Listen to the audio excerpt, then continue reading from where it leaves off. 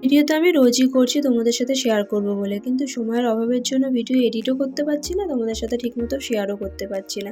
তো দেখো আজকের ভিডিওটাও কিন্তু অনেক পুরনো, সেই সরস্বতী পুজোর ভাসানের ভিডিওটা যেহেতু অনেকটাই পুরনো, তো তোমরা একটু অ্যাডজাস্ট করে নিও প্লিজ। তো হ্যালো এভরিওয়ান, তোমরা সবাই কেমন আছো? আশা করি তোমরা সবাই খুব ভালো আছো। তো আবারও নতুন একটা ভিডিও নিয়ে তোমাদের সামনে চলে এসেছি। যাবো করবো এরকম কুড়েমি করে করে না সব বিষয়ে না অনেকটা লেট করে ফেলি। তো দেখো সেরকমও ভাসান দেখার জন্য ঠিক রেডি হয়েছে 9টা সাড়ে 9টায়। তো যখন বেরোচ্ছি তো কাকা বললো তোরা এত দেরি করে ফেললি, অনেক ঠাকুর চলেই গেছে। তারপর আমরা তাড়াহুড়ো করেই চলে গেলাম। তো আমি, ছেলে, মা আর পিসি 4জনে গেছিলাম।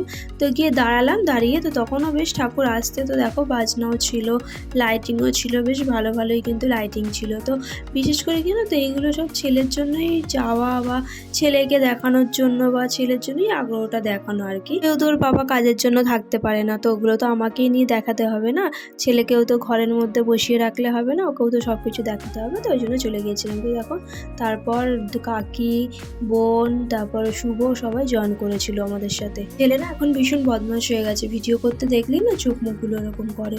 তো তারপর দেখো অনেক ঠাকুরই বেশ আসছিল একের পর এক। তো এইসব দিনগুলো আসলে না আগের কথা খুব মনে পড়ে। তো আগে দিদিরা সব আসতো, আমরা সবাই একসাথে মিলে যেতাম, খুব হই হুল্লোড় হতো। তো অনেক অনেক স্মৃতি জড়িয়ে রয়েছে এইসব দিনে। না কেন এখন না একদম আর ভালোই লাগে না যেতে, কিন্তু ছেলের জন্য যাওয়া শুধুমাত্র। তো দেখো তারপর অনেকেই না ঠাকুর আসছিল পরপর। তো এই ঠাকুরটা আসছিল, তো দেখো থিমটা কি দারুণ না, কত সুন্দর, কত মাথা থেকে বুদ্ধি খাটিয়ে বার করেছে না।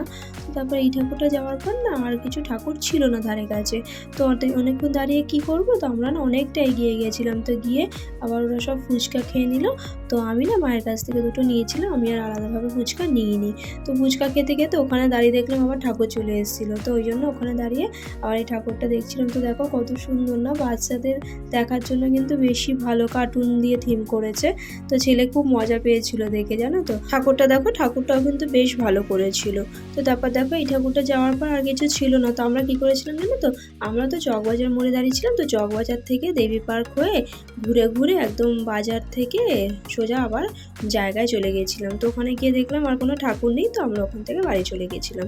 তো আজকের ভিডিওটা এই পর্যন্ত। তোমাদের কেমন লাগলো অবশ্যই জানি, আর ভিডিওটা ভালো লাগলে লাইক কমেন্ট শেয়ার করতে ভুলো না কিন্তু। Bye bye.